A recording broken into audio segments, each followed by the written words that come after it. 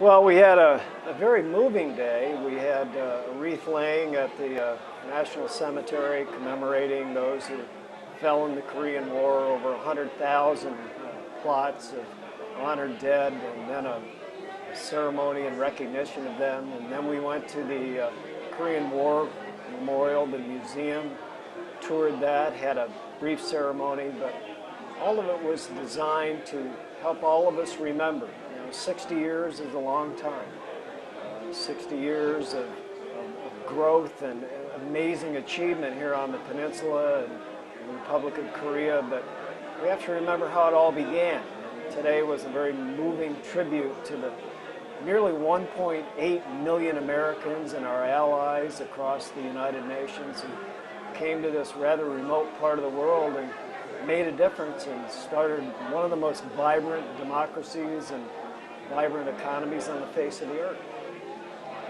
So, what does it mean to you personally to be part of history? Well, I was very grateful to President Obama for having selected me to be part of this, and it's really not about me. It's about the representational duties I have on behalf of the United States military, the American people.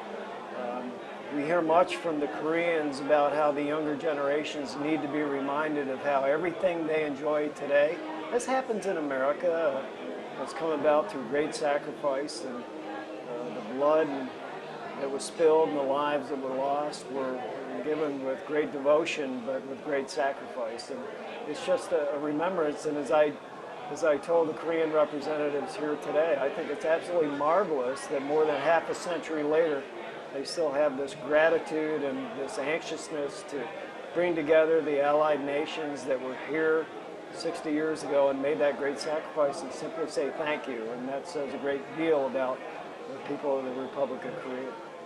So when you go to a memorial, like the Korean memorial that we went to today, and you see all the names on the walls of not just the Americans, but from all the other countries that were involved and even our territories, what's going through your mind when you're looking at that?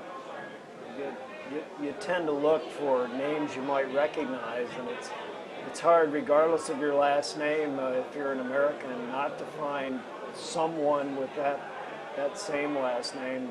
The incredible sacrifices, the plaque after plaque after plaque on both sides of that grand hallway from all nations, and the lives that were lost. And over time, I really worried their individual sacrifice gets lost, and I think that's why it's so important that we have these kinds of remembrances. Each one of those names left people behind.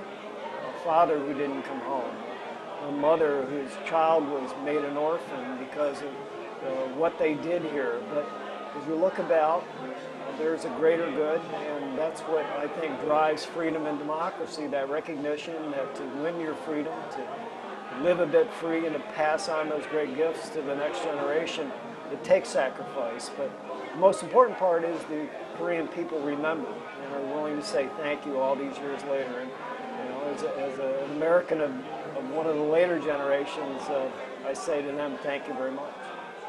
Now, this is the 60th one, and I know I'm sure there's been a 50th and 40th. As they continue on, why is it important to remember? Every 10 years, every 20 years, every time this comes up, why is it important to look back and remember what happened here? I think, frankly, the further away you get from an event, perhaps it's even more important to remember. The great gift of democracy, the great gift of freedom is that after a time it doesn't become your day-to-day struggle. You don't worry about losing those freedoms. But the important part is remembering how you gained them, remembering the great sacrifices, the lives that were lost, the blood that was spilled, and the futures that were abandoned in sacrifice, not for themselves so much, but rather for their children and their grandchildren. And if we forget that, as I saw today at the National War Museum, where it said freedom is not free, and I think we jeopardize all that they sacrificed for and all that they passed on to us. And it's our duty to hold that dear and always remember what they gave. Sir, is there anything else that you'd like to add that maybe I didn't ask you? No, that, other than to say the American forces, the sailors, the Marines, the Army, the Airmen, the Coast Guard, the Republic of Korea, the people of this great peninsula stand in awe, and even today, 60 years later, remember and deeply appreciate the sacrifices that they've made. And that's the tradition that they carry, and it doesn't get much better than that. Thank you, sir. Thank you for your time. My pleasure.